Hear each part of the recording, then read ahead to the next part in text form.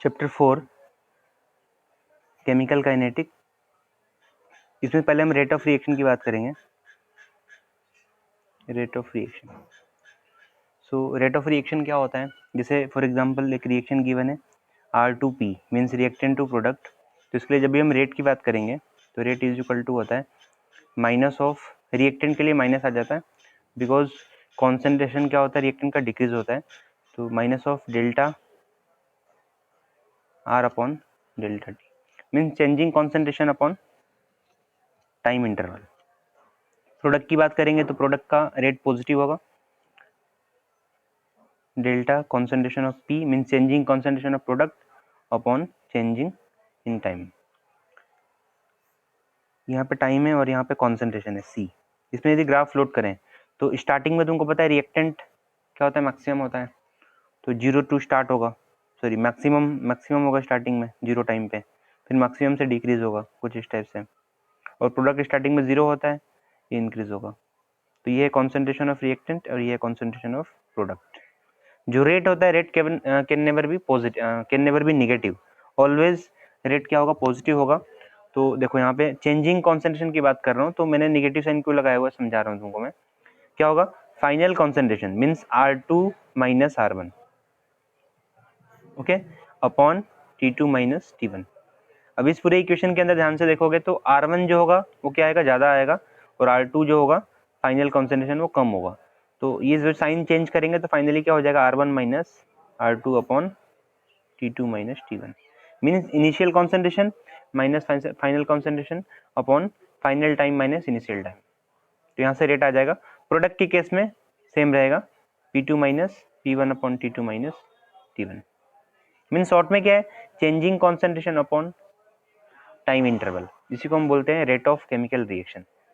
चलो यहाँ पे मैं SI यूनिट की बात करूंगा या फिर ओनली यूनिट की बात करते हैं, यूनिट ऑफ रेट। तो रेट का यूनिट क्या होगा बताओ, ध्यान से देखो यहाँ पे कॉन्सेंट्रेशन अपॉन टाइम।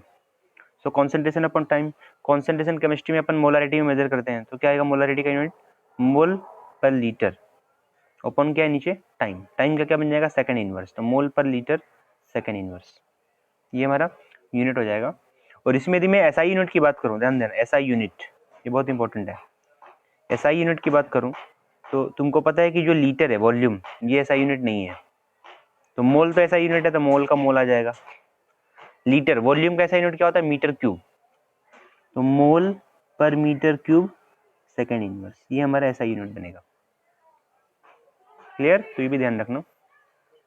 ये मेरा जो यूनिट ऑफ रेट है इन टर्म्स ऑफ कॉन्सेंट्रेशन है, unit of rate in terms of concentration, mole per litre second inverse, second की जगह minute inverse, hour inverse, day inverse कुछ भी हो सकता है। ये यूनिट ऑफ, देखो तुमको यदि फॉर्मूला याद है तो यूनिट आराम से बना सकते हो, changing concentration upon time, concentration किसमें मेजर करेंगे, मोल पर लीटर में, और अपॉन आ जाएगा नीचे time. Clear, rate of unit of rate in terms of concentration. Next आएगा unit of rate in terms of pressure. देखो जब प्रेशर की बात करें तो जैसे अपन ने क्या किया था, चेंजिंग कॉन्सेंट्रेशन अपॉन टाइम, तो सिमिलरली यहाँ पे क्या आएगा, चेंजिंग प्रेशर अपॉन टाइम। तो चेंजिंग प्रेशर क्या होगा, प्रेशर का यूनिट क्या होता है बार, तो बार सेकेंड इनवर्स, या फिर तुम ले सकते हो पास्कल ले सकते हो, पास्कल सेकेंड इनवर्स, या फिर बार की जगह ATM यूज कर सकते हो, ATM second inverse, ATM second inverse. तो ये सारे इसके यूनिट्स हो जाएंगे। क्लियर है। नेक्स्ट यहाँ पे हम देखो एक रिएक्शन लिख रहा हूँ मैं, for example A B B C C and D D, ये केमिकल रिएक्शन गिवन है। जो स्मॉल वाले हैं वो कॉफिशिएंट्स हैं, जैसे स्मॉल a क्या है, कॉफिशिएंट है, या फिर number of moles of A and B is the number of moles of B, और small c is number of moles of C and small d is number of moles of T। तो ये सारे coefficient है और ये chemical reaction given है। A and B क्या है, प्रोडक्ट रिएक्टेंट है A एंड B, और C और D क्या है, प्रोडक्ट्स है। यहाँ से जो GACB वाले हैं खास करके ध्यान रखो, यहाँ से तुमको MCQ आएगा एग्जाम में फिक्स है। कैसे MCQ जाएगा ध्यान देने दे। इसके लिए पूरे रिएक्शन के लिए मैं रेट लिखने वाला हूँ, रेट इज इक्वल टू, जो भी कॉफिशिएंट होता है उसको हम डिवाइड कर देते हैं 1 डिवाइड, तो क्या हो जाएगा -1 अपॉन A, ए है तो क्या होगा -1/a, changing concentration of A changing upon delta T is equal to, एक का रेट आ गया फिर इसमें प्लस है, पर यहाँ पे ध्यान रखना एक का रेट आने के बाद जो सेकेंड रेट आएगा वो इज इक्वल टू में आएगा। इसको इंटरवल के फॉर्म में भी कर सकते हो, डिफरेंशिएशन के फॉर्म में भी कर सकते हो, तो मैं डिफरेंशिएशन के फॉर्म में करता हूँ। तो देखो क्या बनेगा, -1/b dB upon dt is equal to, product के लिए पॉजिटिव तो +1/c dC/dt, कॉन्सेंट्रेशन के लिए ब्रैकेट लगा सकते हो, +1/d dt, ये हमारा रेट हो जाएगा। तो ये देखो इन शॉर्ट क्या है यहाँ पे, इन शॉर्ट यही है कि जो भी उसके आगे नंबर ऑफ मोल्स गिवन होते हैं उस मोल को क्या करना होता है 1/, में डिवाइड करना, मीन्स उसको डिवाइड कर देना होता है। जो भी तुम्हारा रेट है इसको बोलेंगे रेट ऑफ ए, इसको मैंने डिवाइड कर दिया। क्लियर, एग्जाम्पल से और ज़्यादा क्लियरिटी आएगी। देखो जैसे फॉर एग्जाम्पल मैंने दे रखा है यहाँ पे H2 + Cl2 to give 2HCl। तो देखो एक चीज ध्यान रखना, जब तक कॉन्सेंट्रेशन के आगे 1 गिवन है 1, तो उस केस में रेट और मीन्स पूरे रिएक्शन का रेट और फिर इस रिएजेंट के अकॉर्डिंग रेट, जैसे मैं यहाँ पे बात करूँ तो -dH2/dt, ये रेट इक्वल आएगा। जब तक आगे कोफिशिएंट 1 है तो ये पूरे रिएक्शन का रेट और इसके विथ रिस्पेक्ट में रेट क्या आएगा, इक्वल आएगा। इसका भी ऐसे आ जाएगा -dCl2/dt, ये ब्रैकेट लगा दो। पर यहाँ पे देखो इसके मोल्स कितने दे रखे हैं, 2 टाइम दे रखा है, ध्यान देना मोल क्या है 2 टाइम है, तो क्या लगा दूंगा +1/2 d/dt HCl। अब देखो तुम्हें कोई पूछे कि find the production of HCl या फिर find the rate of production of HCl, ऐसा कोई क्वेश्चन पूछ ले, इसका मतलब होता है dHCl/dt, इसको बोलते हैं production rate of production of HCl। तो ध्यान से देखो एक शॉर्ट इक्वेशन समझा रहा हूँ यहाँ पे, थोड़ा ट्रिक सिखाऊंगा, ध्यान से समझना। ये रिएक्शन को ध्यान से देखो, H2 + Cl2 to give 2HCl। तो देखो जब तक उसके आगे कोफिशिएंट 1 है तब तक रेट मीन्स होल रिएक्शन का रेट और इस रिएक्टेंट के अकॉर्डिंग जो रेट है वो दोनों इक्वल आ रहा है। ध्यान समझो, दोनों क्या आ रहा है, इक्वल आ रहा है। यहाँ पे भी ये इसके इक्वल है, पर जैसे ही इसके आगे कोफिशिएंट 2 आया, जैसे कोफिशिएंट कितना आ गया 2 आ गया, तो रेट क्या हो जाएगा, जो HCl का रेट होगा उसका हाफ हो जाएगा। इसका मतलब मुझे यदि मान लो HCl का रेट पता करना हो, rate of production of HCl, तो सिंपल सी बात है कि नंबर ऑफ मोल ज्यादा है, यहाँ पे 2 टाइम है, तो इसका रेट ऑफ प्रोडक्शन कितना हो जाएगा, इस 2 को यहाँ पे मल्टीप्लाई कर देंगे तो 2 इंटू रेट। समझ में आ रहा पॉइंट, जस्ट रेट क्या हो जाएगा, जो तुम्हारा पूरे केमिकल रिएक्शन का जो रेट है उसका डबल करोगे तो rate of production of HCl बन जाएगा। तो ये कोफिशिएंट का खेल होता है, जब तक कोफिशिएंट 1 है तब तक रेट और विथ रेस्पेक्ट टू रिएक्टेंट और प्रोडक्ट क्या रहेगा, रेट इक्वल रहेगा। जैसे ही आगे कोफिशिएंट आया 2 आया तो रेट क्या हो जाएगा, इसके रेट का हाफ हो जाएगा और इसका रेट कितना हो जाएगा, जस्ट इसका डबल। तो ऐसे क्वेश्चन एग्जाम में आ सकते हैं। एक और एग्जांपल के तौर पे देखो, सेकंड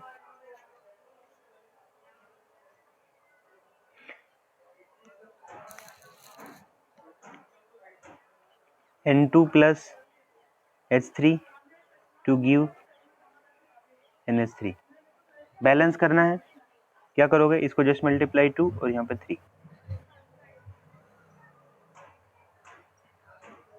अब देखो क्वेश्चन ये है, यहाँ पे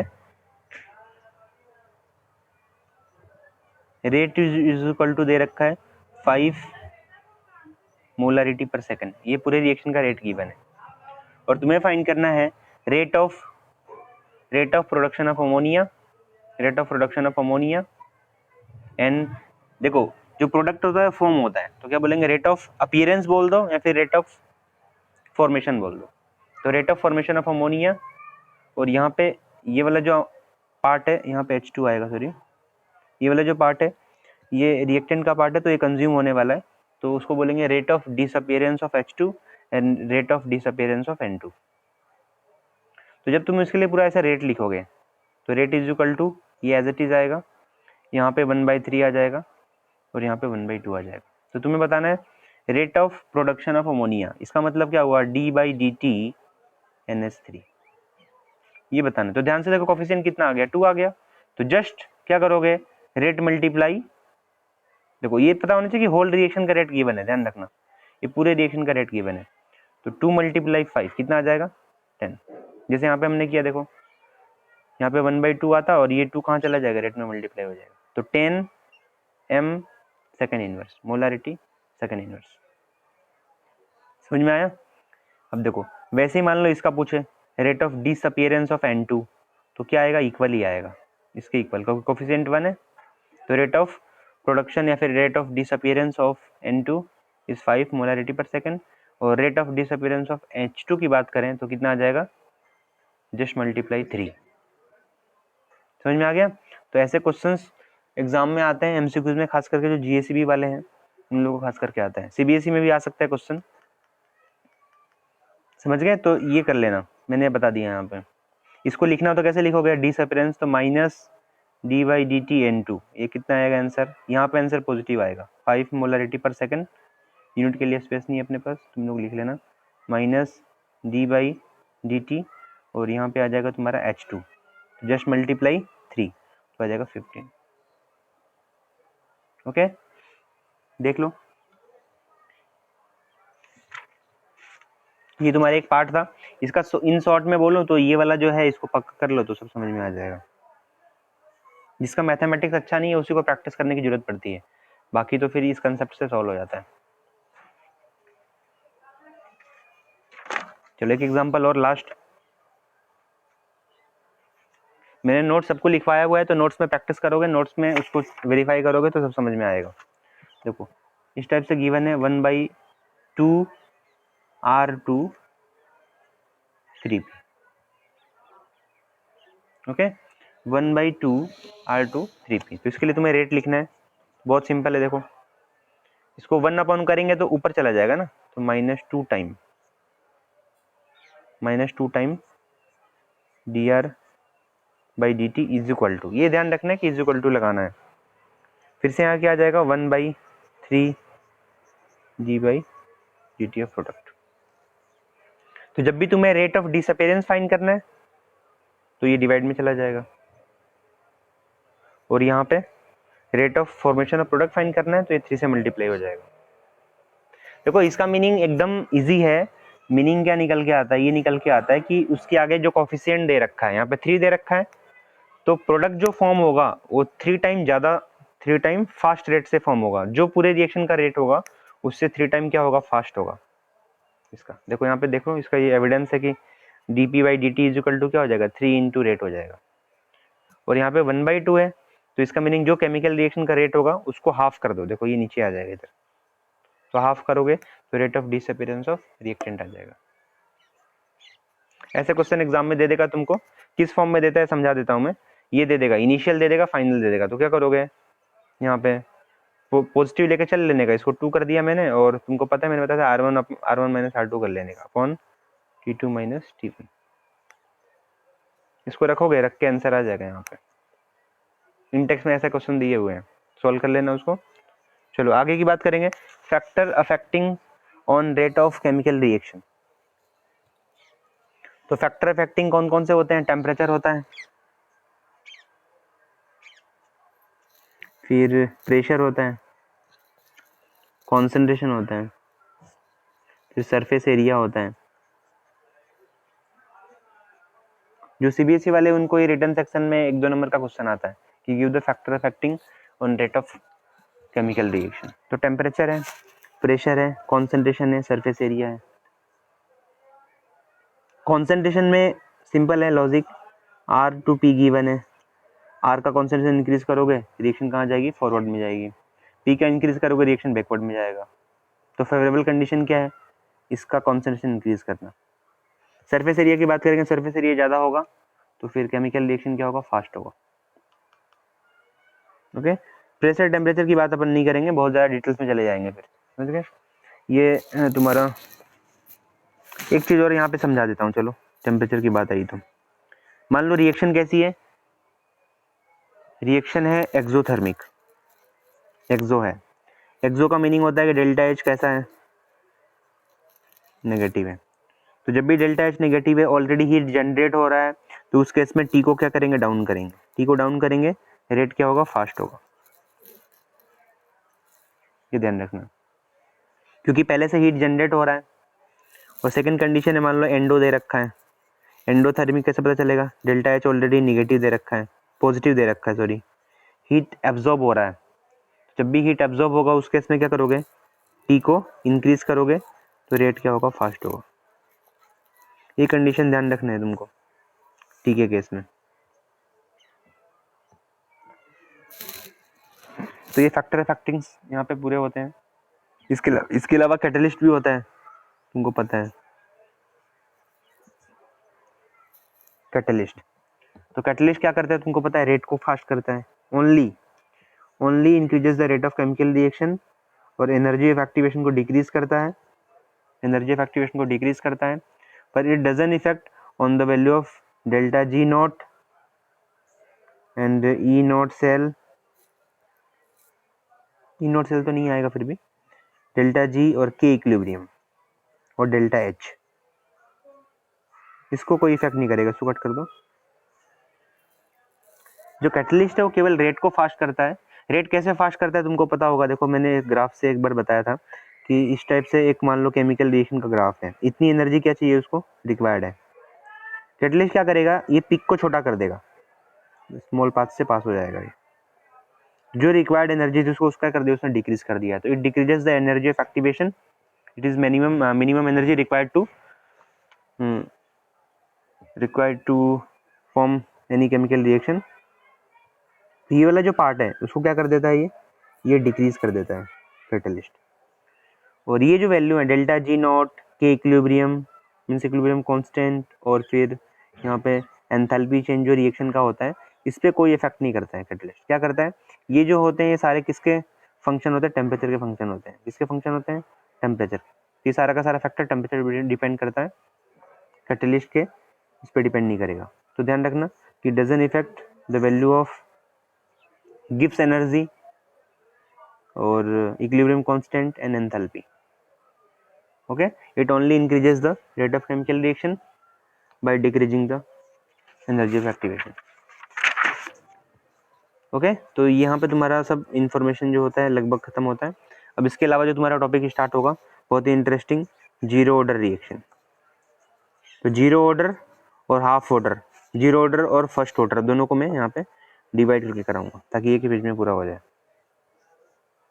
और यहाँ पे आएगा फर्स्ट ऑर्डर।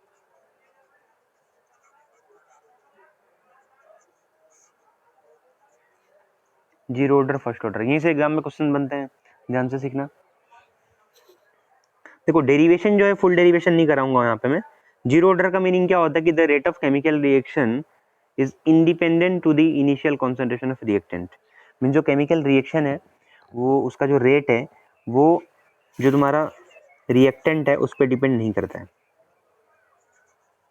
और फर्स्ट ऑर्डर किसको बोलते हैं कि जो रेट ऑफ केमिकल रिएक्शन है, रेट किसको बोलते हैं तुमको पता है, D R by D T.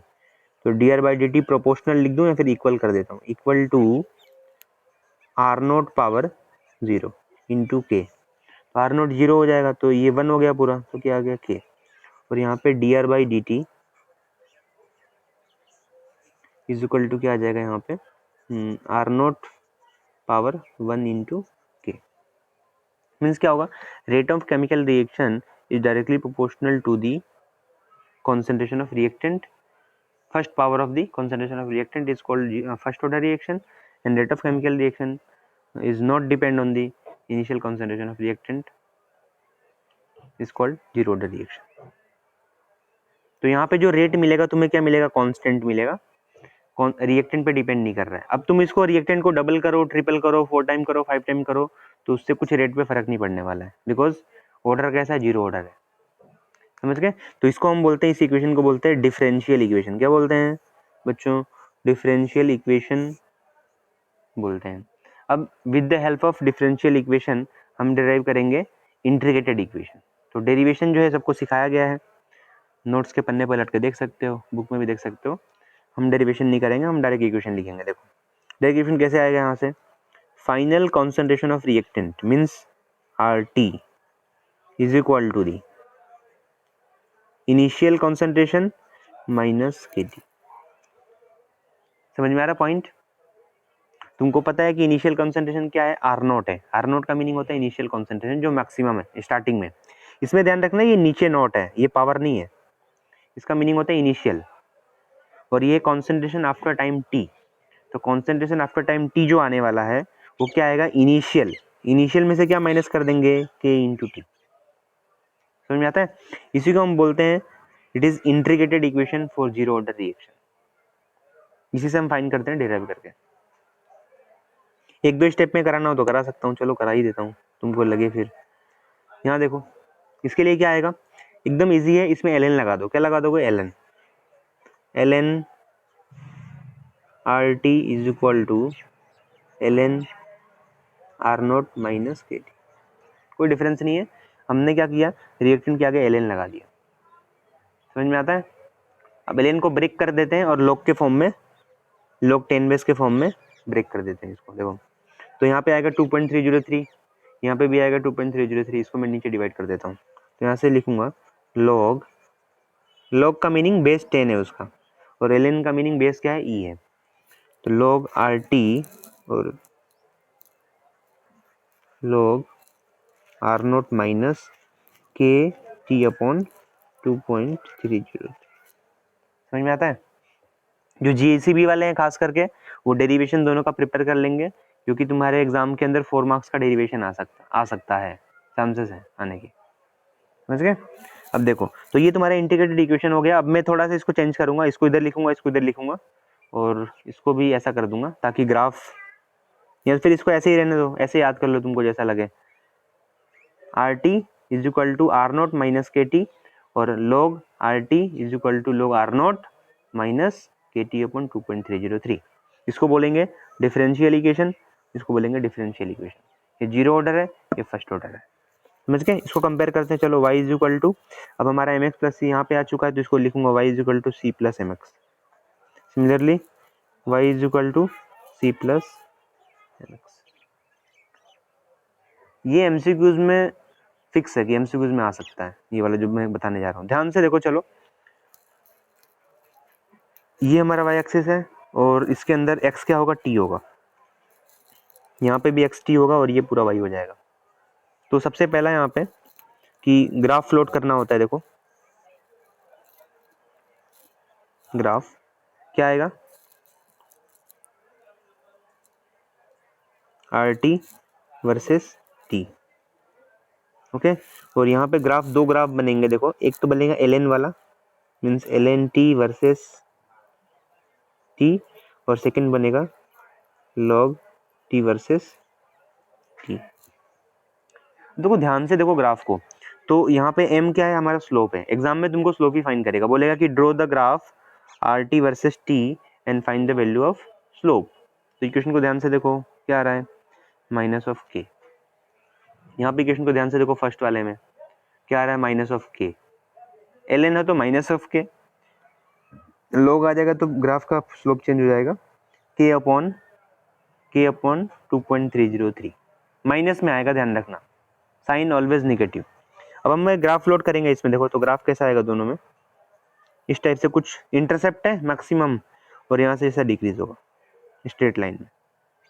मैं यहाँ पे सब लिख नहीं रहा हूँ, है ना, तुमको समझा दिया हूँ मैं। ये यहाँ पे लिखना होगा, यहाँ पे लिखना होगा, और जो स्लोप आएगा इसका उसको m बोलेंगे, वो आएगा माइनस ऑफ K। और यहाँ पे दो स्लोप आएंगे, ध्यान रखना, एक में आएगा माइनस ऑफ K, और एक में आएगा minus of K upon 2.303 is equal to, ये हमारा m हो जाएगा। इसमें भी ग्राफ कैसा बनेगा, देखो ग्राफ तो सेम ही बनने वाला है, मैक्सिमम से नीचे जा रहा है, ये इंटरसेप्ट हो जाएगा, और यहाँ पे ये इंटरसेप्ट हो जाएगा। इंटरसेप्ट यहाँ से फाइंड कर सकते हो, R0, इसका इंटरसेप्ट यहाँ से log R0, ln R0 log R0। Clear है? तो जीरो ऑर्डर रिएक्शन के लिए देखो क्या क्या आना चाहिए। पहले तो differential equation, rate independent to the initial concentration of reactant, rate is equal to K। First के लिए rate is equal to K R power 1। फिर integrated equation RT is equal to R0 initial minus KT, ये final concentration है। वैसे यहाँ पे final क्या आएगा, ln t is equal to initial ln R naught minus K T, और ln को ब्रेक करके ये वाला इक्वेशन। फिर इसी इक्वेशन से, ये तुमको पता है ना, तो आराम से ग्राफ बना सकते हो। और जेई नीट के अंदर ऐसे क्वेश्चंस आते हैं, ध्यान रखना, स्लोप के बेसिस पे क्वेश्चन आते हैं। और एक और इसमें बच गया है, उसको मैं ऊपर लिख देता हूँ, मेरे पास स्पेस है नहीं तो एक साथ इसमें आ जाएगा, जिसको हम बोलते हैं हाफ लाइफ। ओके, तो हाफ लाइफ के इक्वेशन यहाँ पे लिख देता हूँ मैं बॉक्स बना के। हाफ लाइफ को रिप्रेजेंट करेंगे टी 50% से या फिर टी हाफ से, तो मैं कर रहा हूँ टी 50%। ये क्या आता है, आर नोट अपॉन 2k। क्या आता है, R naught upon 2k। R naught का मीनिंग है इनिशियल कॉन्सेंट्रेशन अपॉन 2k। यहाँ पे क्या आएगा, टी 50%, टी 50%, तो T 50% is equal to 0.693 upon K. क्या आएगा, 0.693 अपॉन के। तो T 50% is equal to R naught by 2k और T 50% is equal to 0.693 by K. समझ में आया? अब ये कैसे आया बता देता हूँ, देखो मैं तुम लोगों को। वैसे ही यहाँ पे जीरो ऑर्डर और यहाँ पे फर्स्ट ऑर्डर, समझो इसको। देखो मैंने अभी इक्वेशन जो लिखा था उस इक्वेशन को थोड़ा सा मॉडिफाई करता हूँ। ये क्या था हमारा, R T is equal to R naught minus K T. यहाँ पे क्या था, log R T is equal to log R naught minus K T upon 2.303। Okay, मुझे यहाँ पे के फाइन करना है, यहाँ पे मुझे क्या फाइन करना है, के फाइन करना है। तो देखो क्या करूंगा, इस पूरे को उठा को इस साइड कर दो, इसको इधर कर दो, तो के इज इक्वल टू इधर आ गया R naught minus R T upon T. तो ध्यान से देखो ये क्या आ गया तुम्हारा, इसी को हमने बोला था रेट ना, तो जीरो ऑर्डर के लिए rate is equal to rate constant. ये भी क्वेश्चन आ चुका है एग्जाम में।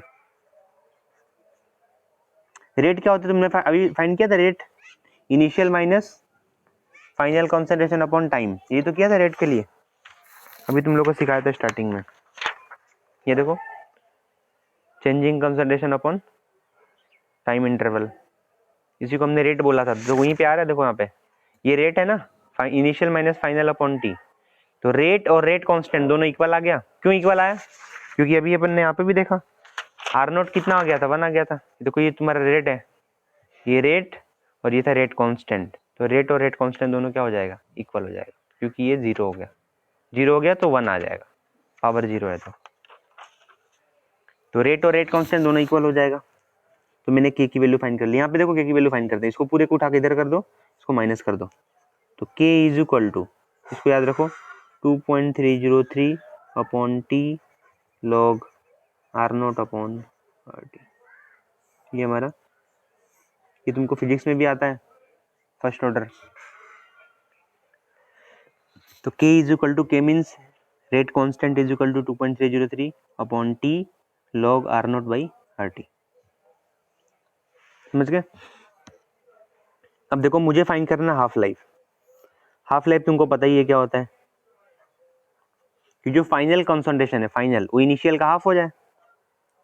भाई तुमने एक रिएक्शन करवा रहे हो, चलो ये तुम्हारा मान लो कि 200 है, कितना है 200 क्वांटिटी है, नंबर से 200 या फिर 200 कुछ भी मान लो, 200 नंबर्स हैं या पार्टिकल्स हैं, या फिर 200 हम बोल देंगे कि उसका कॉन्सेंट्रेशन है, मोलरिटी।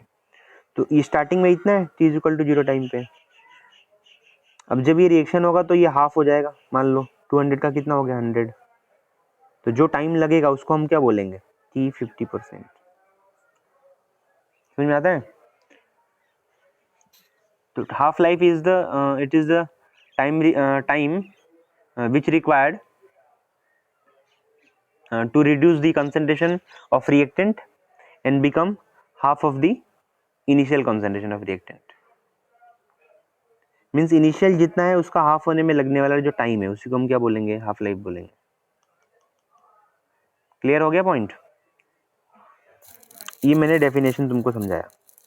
अब मुझे टी 50% फाइंड करना है, तो क्या करूंगा मैं, ये जो हमारा फाइनल है, फाइनल उसको क्या कर दूंगा, इनिशियल का हाफ, तो k इज इक्वल टू क्या करूँगा, ये t हो जाएगा, ये आर नॉट, और ये कितना हो जाएगा इनिशियल का हाफ, और नीचे कितना आ जाएगा t की जगह, t 50%। तो t 50% इज इक्वल टू क्या हो जाएगा,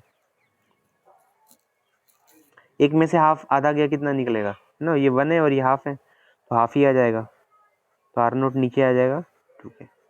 तो आ गया equation are naught by 2k। वैसे यहाँ पे रख के देख लो, चलो रख के देखते हैं। यहाँ पे कितना रखोगे, R naught by 2, R naught cancel out, 2 पर चला जाएगा तो log 2 बन जाएगा। तो k इज इक्वल टू 2.303, यहाँ पे बन जाएगा t 50% log ये आर नोट, और नीचे आर नोट अपॉन 2, ये कैंसिल आउट हो गया, 2 पर चला जाएगा तो ये 2 बन जाएगा log 2, और ये इसको बाहर ले लो तो t 50%, तो कितना मिला 2.303 इंटू log 2। log 2 कितना होता है सबको पता है, 0.3010 अपॉन के, इसको मल्टीप्लाई करोगे तो कितना आएगा ये, तो t 50% is equal to 0.693 upon K. तुम यदि इक्वेशन भूल गए मान लो एग्जाम के अंदर, तो तुम्हारे लिए तरीका एक ही है, के की वैल्यू है, इसमें इसको क्या कर दोगे, हाफ कर दोगे, जितना गिवन है उसका हाफ कर दो, तो ये इक्वेशन मिल जाएगा। और इसके लिए भी वैसे ही इसको हाफ कर दोगे तो ये बन जाएगा 0.693 बाई के। पॉइंट समझ में आ रहा है? देखो सबसे इंपॉर्टेंट एक पॉइंट है जो भी आगे बताने जा रहा हूं मैं, जो कंपटीशन का एक पार्ट बन जाता है, कि जो फर्स्ट ऑर्डर रिएक्शन है, फर्स्ट ऑर्डर रिएक्शन और जीरो ऑर्डर रिएक्शन है, जीरो एंड फर्स्ट।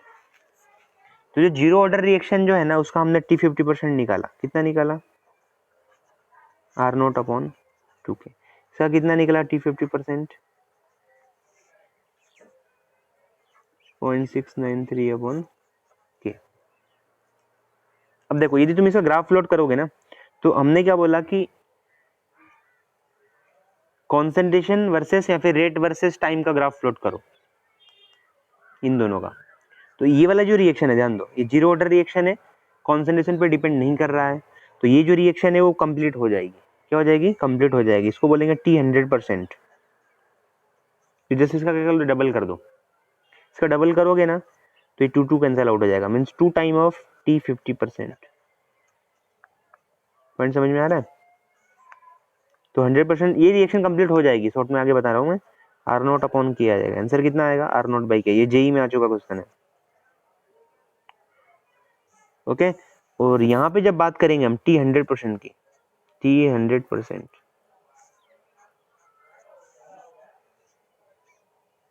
तो t 100% क्या होगा, इसका तुम डबल करोगे तो आंसर नहीं आएगा, गलत है। क्यों गलत है, कि first order reaction can never be complete. समझ में आ रहा है, ये कभी कंप्लीट नहीं होगी, नॉट कंप्लीट, कभी भी कंप्लीट नहीं होगी। क्यों कंप्लीट नहीं होगी, क्योंकि ये जब तुम ग्राफ प्लॉट करोगे ना, तो ग्राफ कुछ इस टाइप से जाता है, यहाँ पे मैक्सिमम अमाउंट है, ये तुमने फिजिक्स में देखा होगा, ग्राफ इस टाइप से ग्राफ जाता है, ये कॉन्सेंट्रेशन है और ये वर्सेस टाइम है, तो ग्राफ कुछ ऐसा जाता है। अब ये कभी टच नहीं करेगा इधर, ऐसा चलता जाए, इसको एक्सपोनेंशियल ग्राफ बोलते हैं। तुमने देखा होगा इस टाइप से कुछ आता है, R T is equal to R naught E power minus of, physics में आएगा लेमडा टी, यहाँ पे क्या लिखेंगे हम, के टी। तो जो फाइनल कॉन्सेंट्रेशन है ना, वो इस इक्वेशन के अकॉर्डिंग डिक्रीज होता है, तो रिएक्शन कभी भी कंप्लीट नहीं होती है। यदि तुम इसका डबल करोगे तो आंसर रॉन्ग हो जाएगा। तो first order reaction can never be complete, ये ध्यान रखना। पर जीरो ऑर्डर रिएक्शन कंप्लीट हो जाएगा, इसका जस्ट डबल कर दोगे तो हो जाएगा। कैसे समझाता हूँ कैसे कंप्लीट नहीं होगा, मान लो, चलो जैसे कि मान लो ये हाफ होता जाएगा, जैसे मान लो t 50% है 20 टाइम, 20 मिनट, तो 20 मिनट में हाफ हो जाएगा, फिर उसको अगले 20 मिनट में क्या हो जाएगा, उसका हाफ हो जाएगा, फिर उसका हाफ हाफ हाफ ऐसे होता जाएगा। देखो समझाता हूँ मैं, मान लो यहाँ पे कितना है, स्टार्टिंग में आर नोट है, तो t 50% लगा, कितना लगा, t 50%, तो 50% में क्या हो गया, फिर से इसका हाफ हो जाएगा, तो आर नोट बाई 2 हो गया। समझ में आता है? अब इसका फिर से हाफ लाइफ होगा, ये फिर से हाफ होगा, फिर से कितना बनाएगा, इसका हाफ R0/4, फिर इसका हाफ R0/8, फिर इसका हाफ, ऐसे ही वो चलता रहेगा R0/16। ये हाफ हाफ हाफ हाफ होता रहेगा, कभी खत्म ही नहीं होगा। समझ में आ रहा है? तो ये एक्सपोनेंशियल ग्राफ है, कभी कंप्लीट नहीं होता है, ध्यान रखना ये पॉइंट।